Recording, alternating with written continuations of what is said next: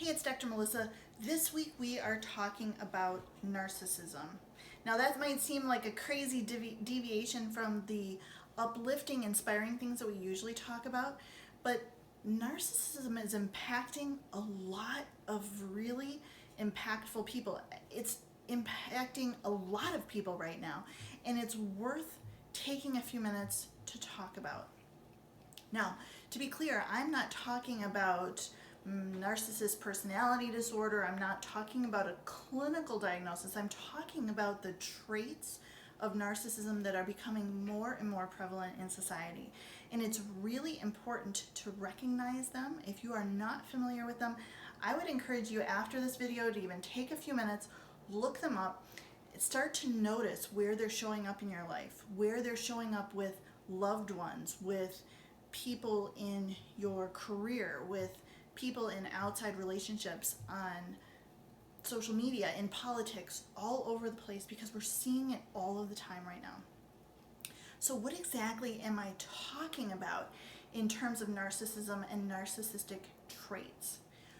Most people think about narcissists in the classic sense being people who are very arrogant, very egotistical, people who want to be the center of attention, who want people to praise them and make them feel better about themselves all the time.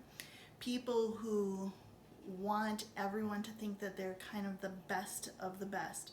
And that certainly is a type of narcissist. But there are others. They are the vulnerable narcissist who take on more of a victim role to actually get people to praise them and offer them positive feedback about themselves. They use it to manipulate and control people. They use it as a way to make others feel badly about themselves.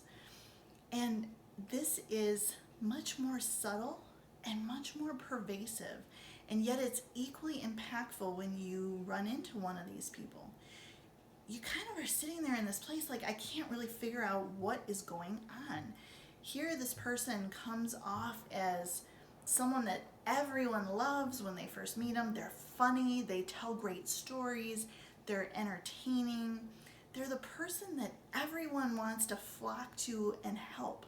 And yet when you are in a relationship with them for a period of time, you realize that they are doing things intentionally to confuse you, to make you feel badly about yourself, to get you to do things for them. Because the reality is both types of narcissistic trait people lack empathy. They lack the ability to know how you're feeling, to care about how you're feeling.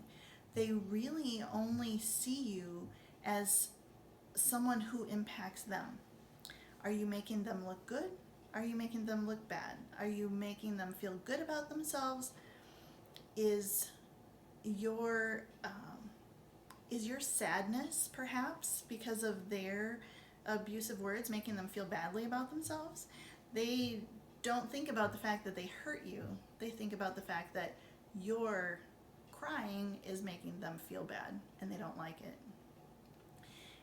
And more and more and more, I'm seeing this in people that I know. We spoke recently about fear versus love, and I believe that being in the energy of fear is making these narcissist traits come out in full force. I'm seeing them now in people that I didn't otherwise perceive to have narcissistic traits. The reason that this is important is it becomes extremely important to identify those people, to identify how they're impacting you.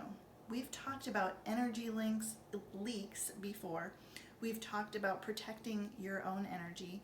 We've talked about healthy relationships. It's really hard to have, if not impossible, to have a healthy relationship with someone who has a lot of narcissistic traits, because it's so damaging to your own self-esteem, your own drive, your own clarity about your future.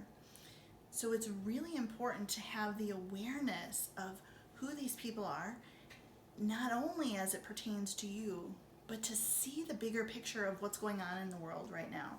Who has slipped into fear?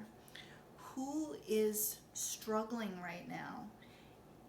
And to make sure that those things don't impact you negatively, but also to look at the big picture for how we can shift the world and create more impact, because that's exactly what needs to happen right now.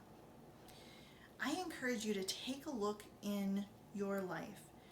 See who those classic narcissist type people might be. See who those vulnerable narcissist type people might be. See how that's impacting their behavior and whether or not their behavior impacts you. And then let's have a conversation and become part of the solution for shifting things so we can move out of this place of divisive polarity and into a place of collaboration and love in the future.